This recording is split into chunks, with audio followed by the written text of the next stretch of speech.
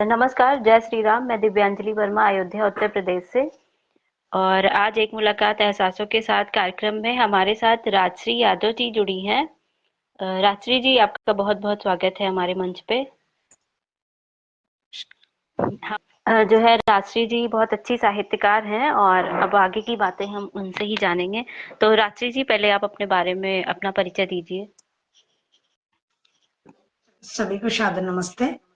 मेरा नाम राजश्री यादव है और मैं हरियाणा रेवाड़ी की रहने वाली हूँ, लेकिन 20-25 साल से मैं दिल्ली में रह रही हूँ और स्वामी दयानंद सरस्वती द्वारा बनाई गई संस्था आर्य समाज, उससे मैं जुड़ी हुई हूँ।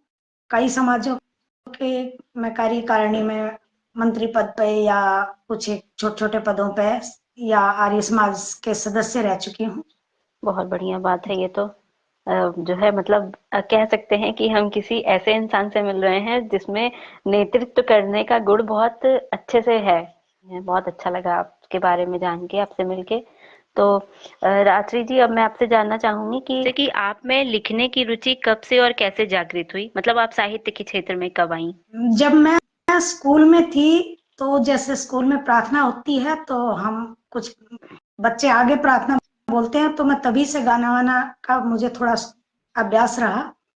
उसके बाद मैंने छठी या सातवीं क्लास में एक छोटी सी कविता लिखी थी जिसकी 2 लाइनें मुझे अभी याद आई हैं। बागों सुनाइए। में जाऊंगी, तितली बनकर उड़ जाऊंगी, मैं चिड़िया बन जाऊंगी, डाल डाल पर गाऊंगी। अरे वाह। हरियाणा में रागनी मतलब कुछ राजा या रानी के ऊपर किस्से होते हैं जिनको रागनी बोलते हैं। हम्म। तो 10वीं के बाद कुछ समय मिला मुझे, रिजल्ट आने में कुछ टाइम होता है, तो उस टाइम मैंने कुछ एक लोकगीत लिखे थे। एक लोकगीत है, उसकी 4 लाइनें सुनाना चाहूंगी। बिल्कुल बिल्कुल, सुनाइए। सत्यवान सावित्री का एक के ऊपर ही है कि हम्म।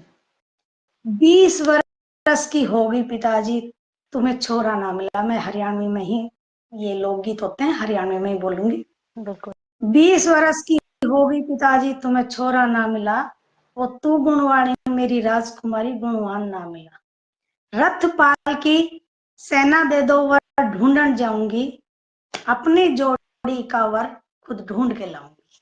कुछ इस तरह से अलग अलग राजा और महाराजाओं के ऊपर या रानियों के ऊपर, कुछ कोई भी समय या स्थिति के ऊपर कुछ लाइनें लिखी जाती हैं, तो मुझे हम्म। वो भी थोड़ा मौका मिला।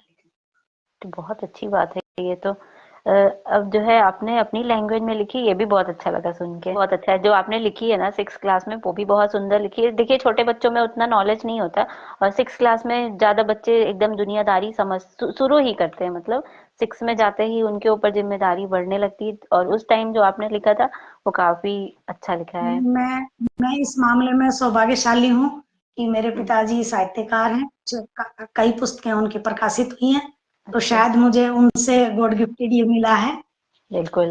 देखिए, आज के ज़माने में जो है हिंदी साहित्यकारों की बहुत ज़रूरत भी है। जिस हिसाब से हिंदी का महत्व कम हो रहा है ना, तो इसे बढ़ाने के लिए ज़रूरत भी है। अच्छा राजश्री जी, अब मैं आपसे जानना चाहूँगी कि लेखन के अलावा आपकी और क्या-क्या रुचियाँ हैं? लेखन के अलावा एक तो घूमना फिरना मुझे बड़ा अच्छा लगता है, हुँ। और हरियाणा से हूँ इसलिए कढ़ाई बुनाई, और आर्य समाज से हूँ इसलिए योगा और खेल में भी रुचि होती है। बच्चों के साथ खेलना मुझे बड़ा अच्छा लगता है, क्योंकि हुँ, उस समय जब आप बच्चों के साथ खेलते हो तो आपको अपनी उम्र का एहसास नहीं होता, और ऐसा बिल्कुल, लगता है कि जैसे दोबारा आप बचपन में आ गए हो। तो हर सही कहा। समस्या का समाधान, हर टेंशन से फ्री, मैं बच्चों के साथ बड़ा अच्छा लगता बहुत अच्छी रुचि है आपकी ये। है राजश्री जी। जी, अब मैं आपसे जानना चाहूँगी कि आप किस विषय पर ज़्यादा लिखना पसंद करती हैं? मैं ज्यादातर भजन या कुछ ऐसे उपदेश जो हमारे समाज में कुछ बुराइयां हैं उनके ऊपर लिखने का ज्यादा कोशिश करती हूँ, अच्छा। या महिलाओं पे बाल विवाह, क्योंकि स्वामी दयानंद से प्रभावित हूँ, तो बाल विवाह या इस तरह की महिलाओं के ऊपर जो अत्याचार है, क्योंकि स्वामी दयानंद ने महिलाओं के लिए बहुत कुछ किया, तो हुँ, बिल्कुल। वो मेरे आदर्श रहे हैं। वो हम उनको एक किस्म से गुरु मानते हैं, और मैं कोशिश करती हूँ कि मैं आर्य समाज के नियमों के अनुसार ही कुछ वैदिक रीति से या उस पे ही मैं आगे चलूं। अच्छा, बहुत अच्छी बात है ये तो। और जो आप नारी पे लिखती हैं ना, ये बहुत अच्छा करती हैं, आज के ज़माने में ज़रूरी भी है। अच्छा, आप आर्य समाज के बारे में थोड़ा-सा बताएँगी? आर्य समाज स्वामी दयानंद की संस्था है। स्वामी दयानंद ने इसकी संस्था की थी, और जैसे पहले कहते थे कि वेद पढ़ना नारी के लिए ठीक नहीं है, अभी भी बीच में कुछ समय आया था कि गायत्री महिलाओं को नहीं करना चाहिए, लेकिन मैं हुँ, हुँ। एहसान मानती हूँ स्वामी दयानंद का कि उन्होंने औरतों को पढ़ने का अधिकार दिया। हमने सुना है कि पहले जब औरतें वेद सुनती थी तो कांच को गर्म करके उनके कान में डाल दिया जाता था ताकि उनके कान में वेदों की वाणी ना जाए। लेकिन हमें स्वामी दयानंद ने, हमारा मेन मंत्र गायत्री मंत्र है, हम उसको कान में या ऐसे नहीं बोलते हैं, हम खुला सबको बोलते हैं कि जो गायत्री को जाप करो खुल के करो, महिला या कोई शूद्र इस तरह की कोई धारणा नहीं है। गायत्री का मतलब हमारा अपना आत्मविश्वास है, हम अपने श्रद्धा से, विश्वास से कोई भी कर सकता है, ऐसा कुछ नहीं है कि गायत्री महिलाएं नहीं करेंगी। 16 संस्कारों पे बातें चलती हैं।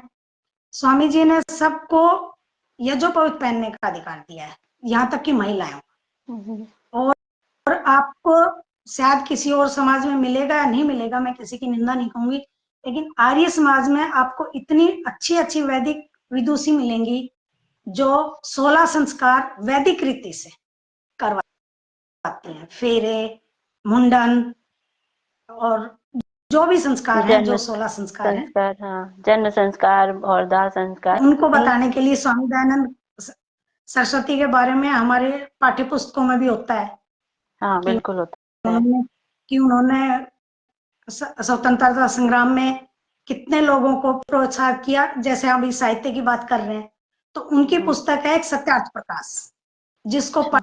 पढ़कर लोगों में स्वाधीनता संग्राम में जाने की भावनाएं आई, या यूं कहूं कि देशभक्ति जागृत हुई, स्वदेशी के प्रति उनकी धारणाएं जगी।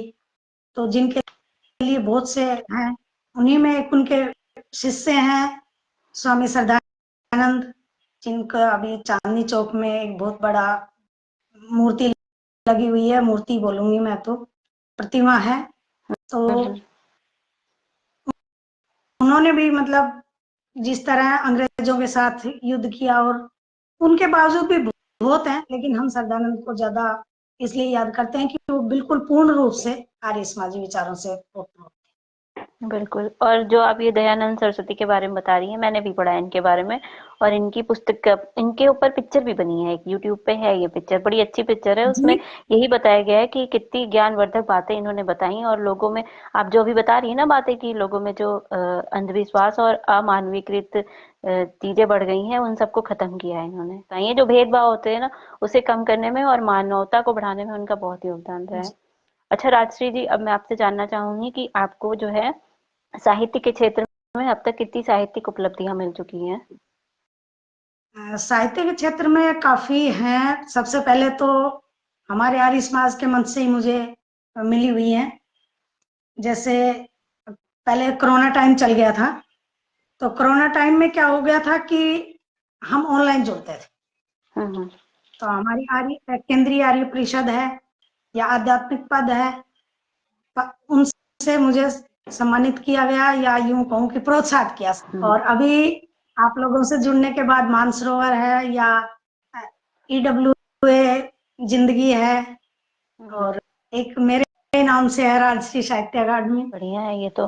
देखिए, जो है साहित्यकार अगर कुछ लिखता है ना, तो उसे प्रोत्साहन पत्र या फिर उत्साहवर्धन जैसा कुछ मिल जाता है, प्रमाण पत्र, तो उसका लिखने का थोड़ा और मन करता है ना। हम कोरोना काल में सबसे पहले मैंने ऑनलाइन भजन वगैरह ही लिखने शुरू किए थे। सबसे पहले मेरी बहनों ने मुझे इतना प्रोत्साहन किया, बहुत अच्छा है, बहुत अच्छा है। और सच्ची बात यह है कि अभी 150 से ऊपर भजन, या कुछ जैसे जन्म दिवस या गृह प्रवेश आदि के उत्सव के ऊपर हम्म। मैं लिख चुकी हूँ। बहुत बहुत आपको जी तो शुभकामना। मैं तो चाहती हूँ आप अपनी बुक भी पब्लिश करा लीजिए इसकी, अगर हाँ, आपके 150 से ऊपर हो चुके हैं। एक पुस्तक मेरी अभी 16 संस्कार के ऊपर 16 गीत, अच्छा, आपने जो लिखी अभी है वो खुद से? जी मैंने लिखी है। हमारे आचार्य जी ने उनको संवाद किया है। और हमारा एक महिला मंच है जिनमें उनका नाम लेना चाहूंगी, उर्मिला आर्य जी, उनका उन्होंने उस पुस्तक का प्रोग्राम था तो उन्होंने उसकी प्रकाशित अच्छा। करवाया। हम्म। विमोचन बड़ा बड़ा अच्छा प्रोग्राम था, आर्य समाज का मंच था। नाम पढ़ के भी बता दीजिए आप। ये है वैदिक संस्कार गीत माला, संस्कारों पर 16 गीत। ये वाह, बहुत बढ़िया। आचार्य चंद्रशेखर जी ने संपादक की है, और हम्म, इसमें हमारी बहनों का तो सहयोग है ही, पर उर्मिल बहन जी और हमारी एक विमलेश आर्या हैं, उनका मुझे स्पेशल आशीर्वाद मिला हुआ है। हम्म। अच्छा, अब मैं ये एक बात और जानना चाह रही थी कि आपने जो इसमें 16 संस्कार लिखे हैं, वो हमारे सनातन धर्म से जो जुड़े हुए थे वही संस्कार लिखे हैं ना आपने इसमें? संस्कार वही होते हैं, हाँ, संस्कार कोई क्योंकि अलग नहीं होते हैं। बस ये हाँ, है कि वो पहली वाली बुक में संस्कृत में होंगे और आपने हिंदी में इसमें लिखे हैं, नहीं, हाँ, समझ में आया सबको? मैंने उनको गाने के रूप में लिखा है। अच्छा, भजन लिखे हैं उस पे कि जैसे वो संस्कार हो तो आप उस पे गीत गा सकते हैं। जी, कोई एक सुनाइए जैसे अभी। पहला संस्कार होता है शादी के बाद, जब हम कोशिश करते हैं कि अब हमने अपने परिवार में एक नए मेहमान को आमंत्रित करना है। अक्सर इस संस्कार को लोग करते नहीं है, लेकिन हमारे वैदिक रीति में ये पहला संस्कार माना जाता हम्म। है। हम लोग क्या करते हैं कि बच्चे का जन्म होता है, नामकरण से ही हम पहला संस्कार करते हाँ। हैं, जबकि वैदिक संस्कृति में 16 संस्कार है। तो ये पहला संस्कार है कि बच्चा आ रहा है, तो हम कोशिश करते हैं कि भाई बच्चा कैसी आत्मा हमारे पास आ रही है, तो हम अपना खान पीन का, क्योंकि एक जब कृष्ण जी का बताते हैं कि उन्होंने पहले 12 साल अपने आप को शादी के बाद भी ब्रह्मचर्य में रखा, ताकि एक सुयोग्य संतान पैदा कर सकें। और उसके बाद कहते हैं कि उनको ऐसा पुत्र रत्न प्राप्त हुआ था कि कृष्ण जी और उनका पुत्र दोनों एक ही शकल के, एक ही व्यवहार के थे, कि पहचान में भी नहीं आते थे।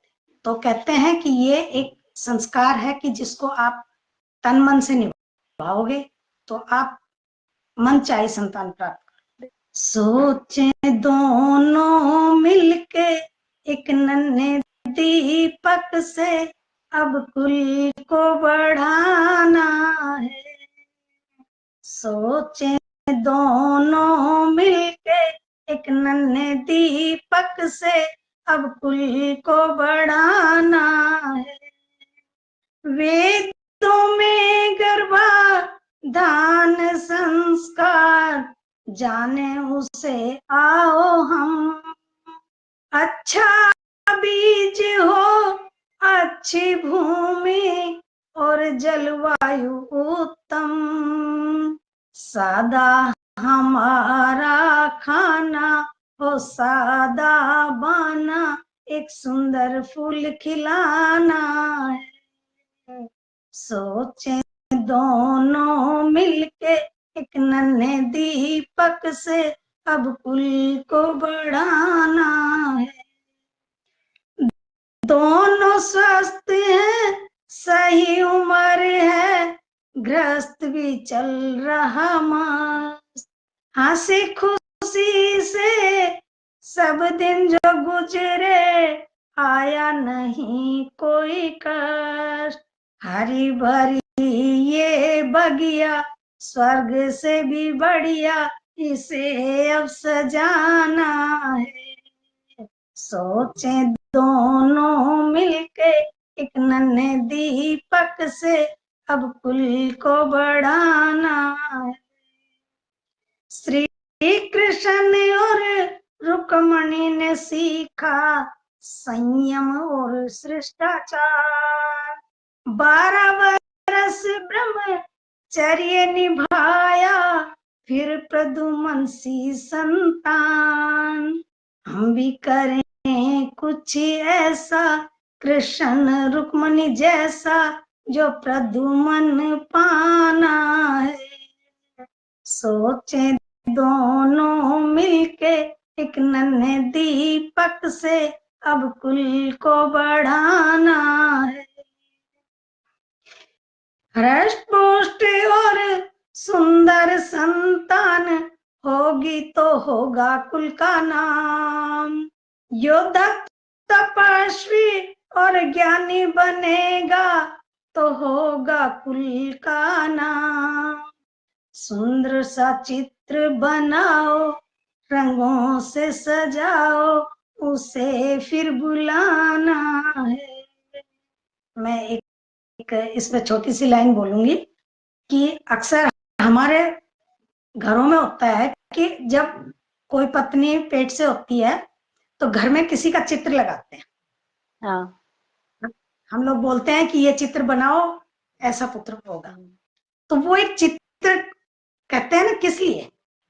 कि हम्म, बच्चे के अंदर उसके भाव आते हैं। वो उस पवित्र आत्मा को निमंत्रण जो मेरे घर आएगी, छोड़ कर दुर्गुण दुर्व्यसनों को श्रेष्ठ गुण अपनाएगी, आएगी ठान करके हमें अपना मान करके, राजपुर कर्म का नाता है, सोचे दोनों मिलके एक नन्हे दीपक से अब कुल को बढ़ाना है।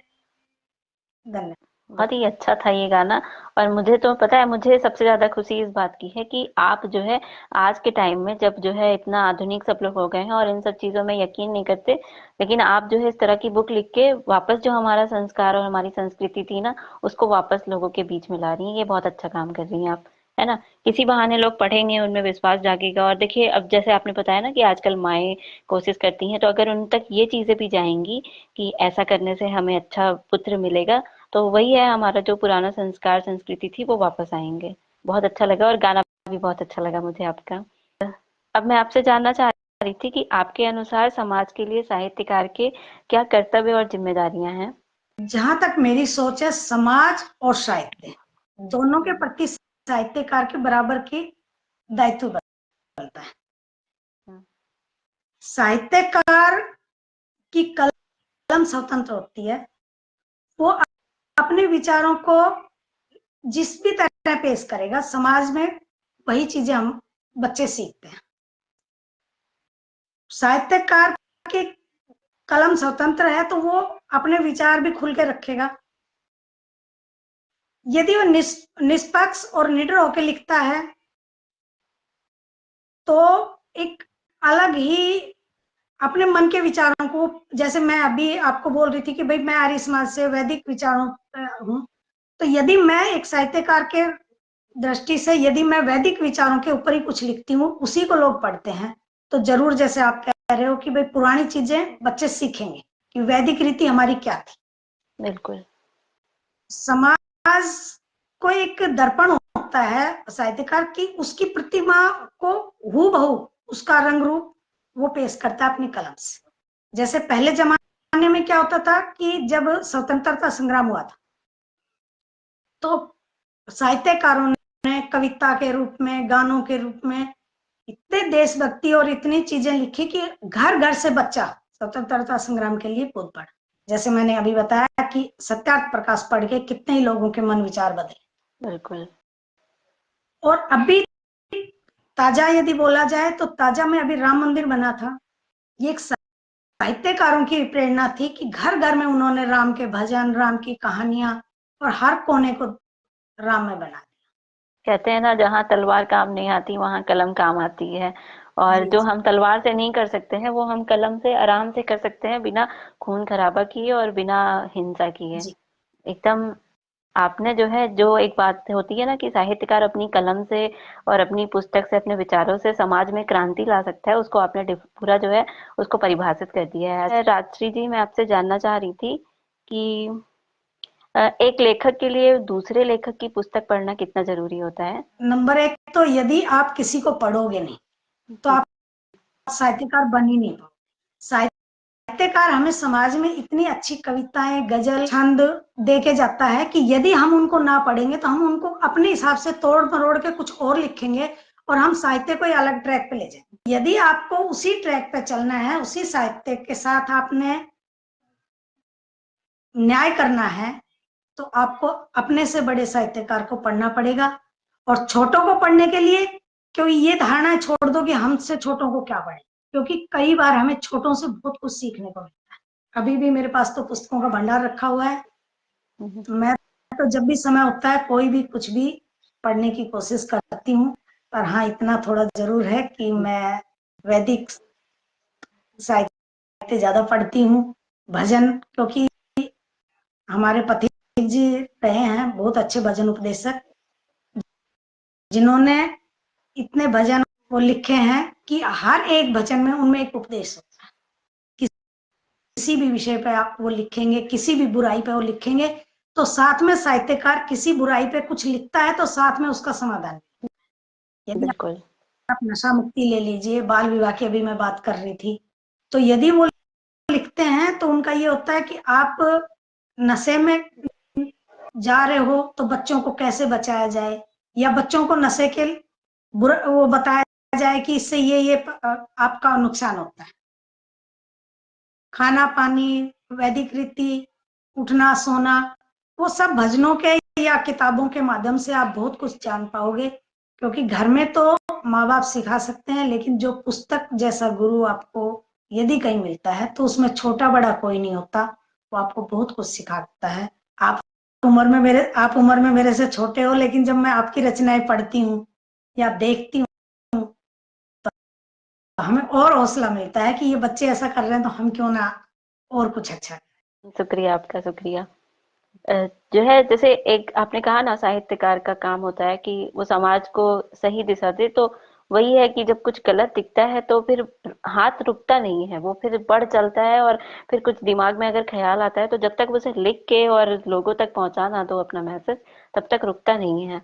तो वही चीज रहता है लिखने के लिए। आप तो जानती होंगी, आप भी साहित्यकार हैं, कि अंदर से कैसे इतनी वो कुलबुलाहट भाव होती है लिखने के लिए। भाव हाँ, भाव और कुलबुलाहट होती है लिखने के लिए, कि कुछ गलत देखा है अब उसके खिलाफ लिखना है, और अच्छा देखा है तो वो भी लिखना है।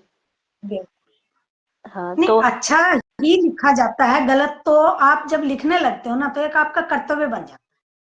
और बिल्कुल। आपके अंदर आत्मा ये कहती है कि आप जो लिख रहे हो वो कुछ पॉजिटिव, सकारात्मक, ताकि हम्म। उससे, क्योंकि आपने लिख के फाड़ दिया वाली बात तो है नहीं।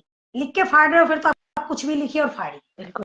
लेकिन यदि आप दो लाइनें भी समाज को दे रहे हो तो आपका कम से कम ये कर्तव्य बनता है कि वो दो लाइनें आपकी कहीं अच्छा सदुपयोग हो, उनका कहीं अच्छी जगह पहुंचे, बिल्कुल सही और कहा उससे आपने।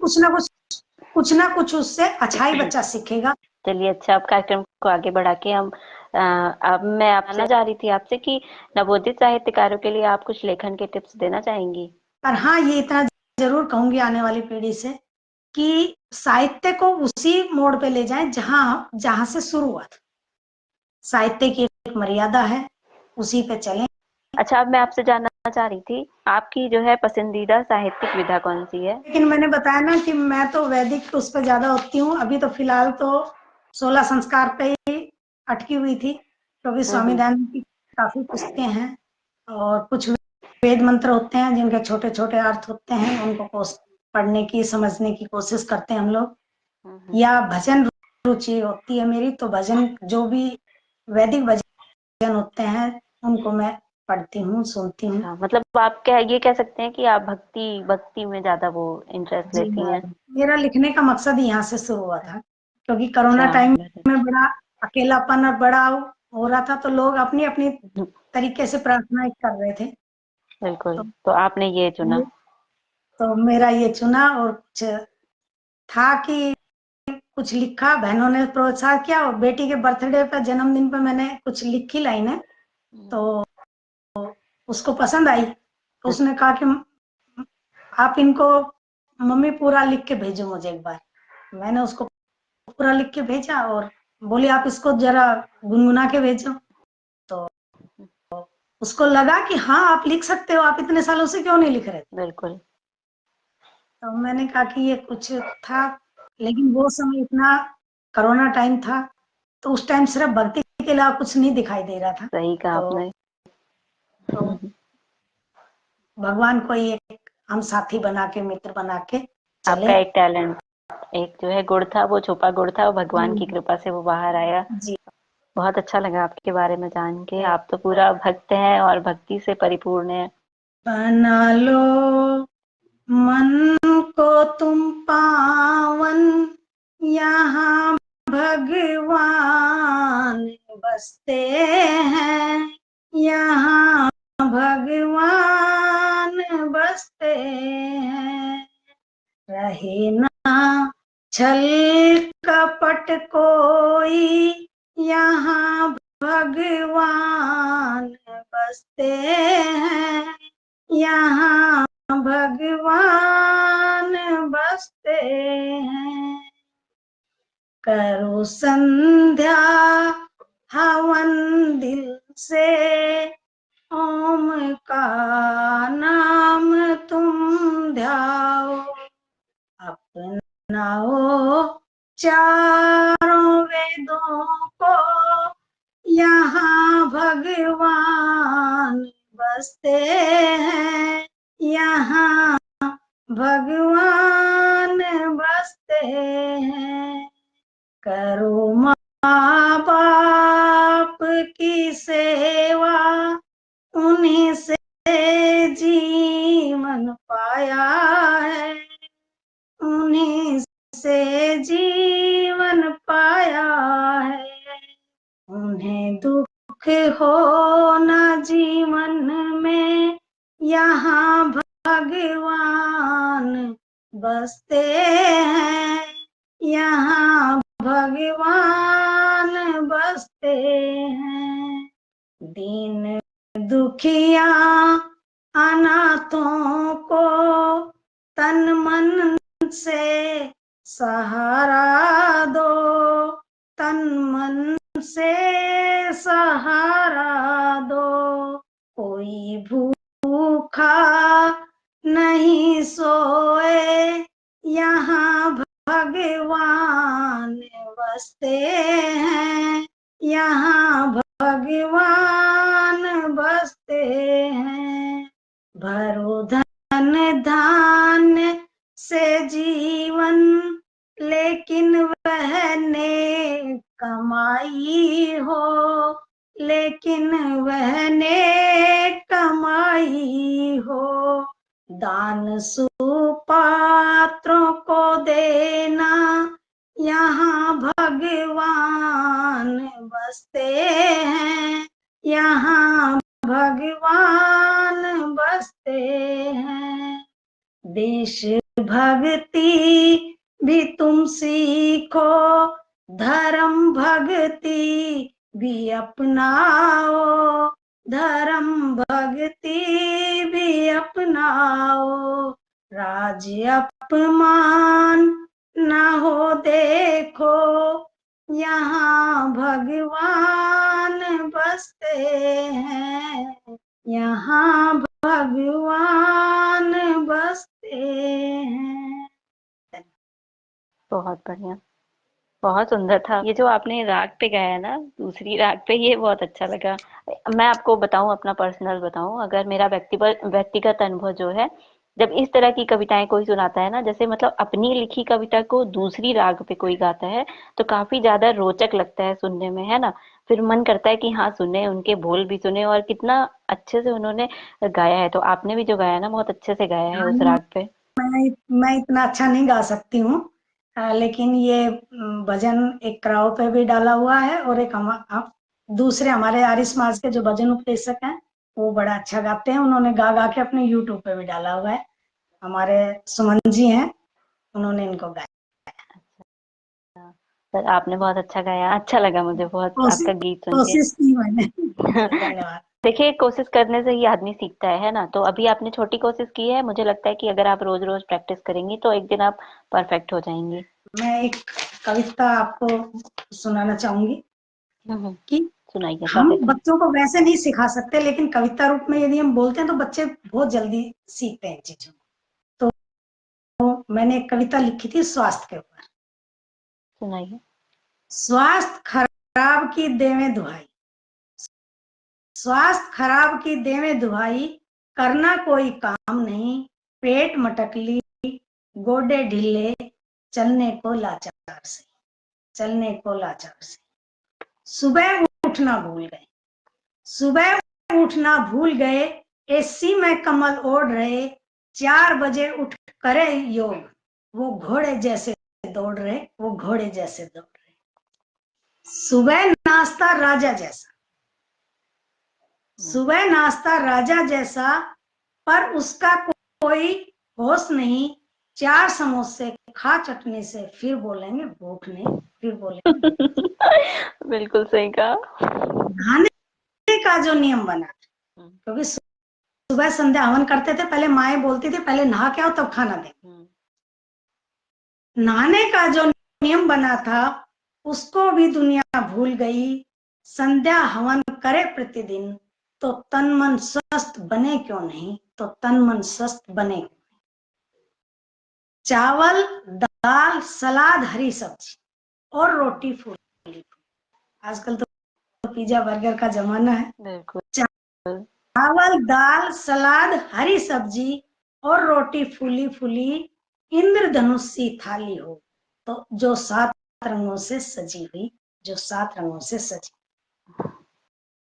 कोल्ड ड्रिंक पर मरते हैं, कोल्ड ड्रिंक पर मरते हैं, कभी घर में जूस बना ही नहीं, घी दूध दही घर का, कभी इनको हजम हुआ ही नहीं, कभी इनको हजम हुआ।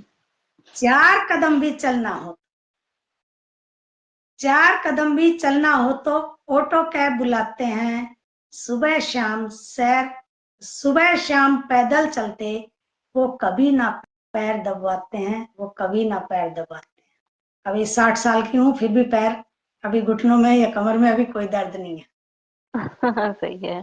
पैदा होते ही बच्चे कमर में दर्द बताते हैं, पैदा होते ही बच्चे कमर में दर्द बताते हैं। नरम नरम गद्दी पर जो दिन रात लेट लगाते हैं, जो दिन रात लेट।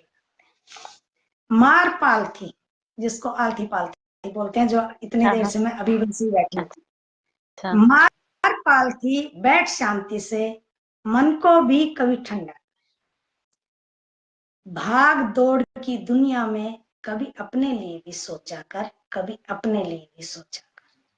उगता सूरज छिपता सूरज, उगता सूरज छिपता सूरज देखे कभी ये सोचा ही नहीं। चांद तारों की क्या बात कहूं, जीवन में कभी देखा ही नहीं, जीवन में कभी देखा ही नहीं। इंद्रियों की चिंता कर, इंद्रियों की चिंता कर, कभी इन पर ध्यान गया ही नहीं। मन भटका फिर तन भटका, आंखों का चश्मा हटा। आंखों का चश्मा मतलब आप जब गलत चीज देखने लगते हो तो आपको वही चीजें अच्छी लगने। जीवन स्वस्थ बनाने का, जीवन स्वस्थ बनाने का राज समय कभी जाता ही नहीं। आज करें और अभी करें, जीवन में कल आता ही नहीं, जीवन में कल आता ही नहीं।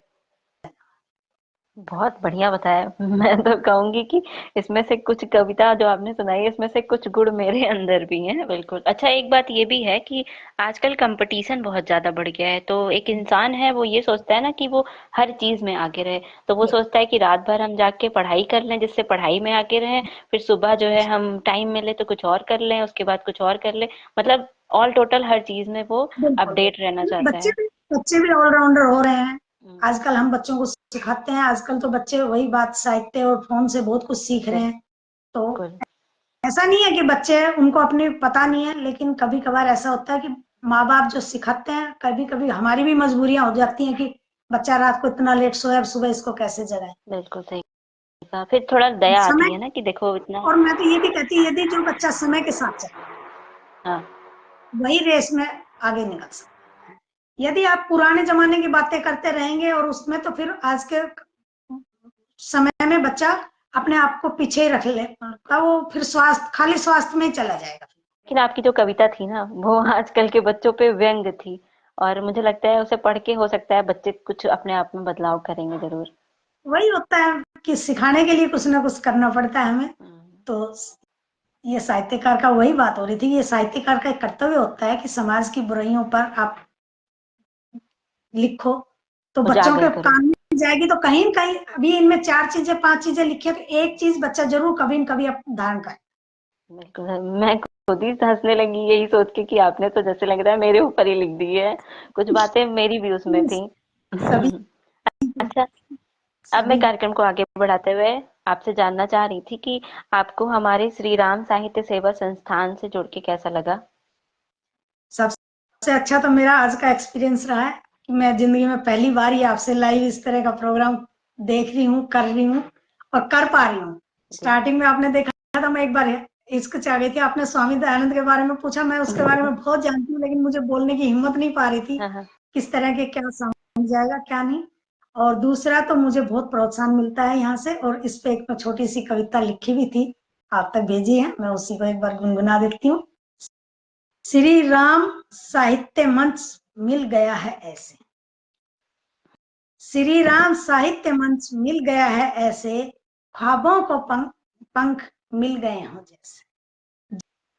जब कुछ मन की बात लिखने का मन करता था, जब कुछ मन की बात लिखने का मन करता था, वही बातें शेयर करने का ठोर मिल गया। उड़ती फिरूं मैं जैसे पतंग गगन में, उड़ती फिरूं मैं जैसे पतंग गगन में, मत रोक ए मन मुझे डोर मिल गया। कुछ बातें थी जो दुनिया से छुपा रखी थी। कुछ मन के भाव होते हैं, महिलाओं के घर की समस्याएं होती हैं, लेकिन जिस दिन महिलाओं पे लिखना होता है या जैसे बच्चों पे लिखना होता है तो हम अपने मन के भाव लिख लेते हैं। कुछ बातें थी जो दुनिया से छुपा कर रखी, आज कविता के रूप में लिखने का जोर मिला। जोर मतलब ताकत। सम्मान पत्र भी मिल जाते हैं, सम्मान पत्र भी मिल जाते हैं यहाँ पर, जैसे तुम्हारे विचारों को कोई सहमत मिल गए, क्योंकि आपके और हमारे विचार मिलेंगे तो ही आपको कविता अच्छी लगेगी। बिल्कुल। घर गृहस्थी में फंस कर ना ध्यान अब कोई, घर गृहस्थी में फंस कर ना ध्यान था अपना कोई, घर गृहस्थी में फंस कर ना ध्यान था अपना कोई, लिखनी है एक कविता मन कठोर हो गया। जब आप सुबह बोल देते हो आज इस विषय पे लिखिए, तो मन करता है कि नहीं अब तो लिखना ही लिखना। बिल्कुल। उठ सवेरे झांकते हैं इस मंच पर, उठ सवेरे झांकते हैं इस मंच पर, आज नया क्या विषय मिल गया। दौड़ते हैं मन के घोड़े शब्द ढूंढते हैं, किचन में होते हैं लेकिन फिर भी सोचते हैं कि आज क्या लिखना। दौड़ते हैं मन के घोड़े शब्द ढूंढते हैं, दिमाग में लाइनों का शोर मच गया, दिमाग में लाइनों का शोर मच गया। धन्यवाद। वाह, बड़ी अच्छी पोयम लिखी है आपने। बहुत बहुत शुक्रिया आपका जो आपने हमारे मंच की इतनी तारीफ करी। मुझे भी आपसे मिलकर बहुत अच्छा लगा। मैं आपको एक सलाह देना चाहूंगी छोटी सी, कि अभी जो आप कह रही थी ना आपको थोड़ी घबराहट हो रही थी ये वो, तो जब आपको ऐसा कुछ महसूस हो, आप मुझसे ही नहीं, आप मेरे बाद भी अगर कभी किसी से इस तरह मंच पे कार्यक्रम करिएगा मिलिएगा, तो आप उससे पहले 2-4 बार बात करिएगा। आप उन्हें फोन करिएगा, उनसे बातें करिएगा, सारी जितनी भी आपके मन में प्रॉब्लम हो, जो भी हो, आप बातें करिएगा। बातें करने से क्या होता है, इंसान सामने वाले का व्यवहार और उसका नेचर सब जान जाता है। उसके बाद फिर वो घबराहट जो होती है ना, वो दूर हो जाती है। तो नहीं, मेरी मैं आपको यही सलाह है। बहुत किस्मत वाली हूँ, मेरी दो बेटियां हैं। अभी थोड़ी देर पहले बड़ी बेटी से भी बात हुई और वो मुझे हमेशा इतना हौसला बढ़ाती है ना, हाँ मम्मा कर सकते हो, करो। और अच्छा, हमें आज भी जो आप ये अपनी, लिखने का सौभाग्य मिला है ये मुझे मेरी बेटियों के माध्यम से। बहुत अच्छी बात है, आपकी बेटियां इतनी अच्छी हैं जो आपको, मतलब आजकल के बच्चे ऐसा नहीं करते, लेकिन आपकी बेटियों ने आपको इतना हौसला दिया है, बहुत अच्छी बात है। मैं भी आपकी बेटी जैसी हूँ, आप चिंता ना करिए, मैं भी आपको बिल्कुल हमेशा लिखने का हौसला देती बिल्कुल। रहूंगी। तो रात्रि जी, अब मैं आपसे अलविदा चाहूंगी। आपका बहुत जय बहुत श्री राम। धन्यवाद और मंच को पुनः नमन। जी, जय श्री राम। जय श्री राम।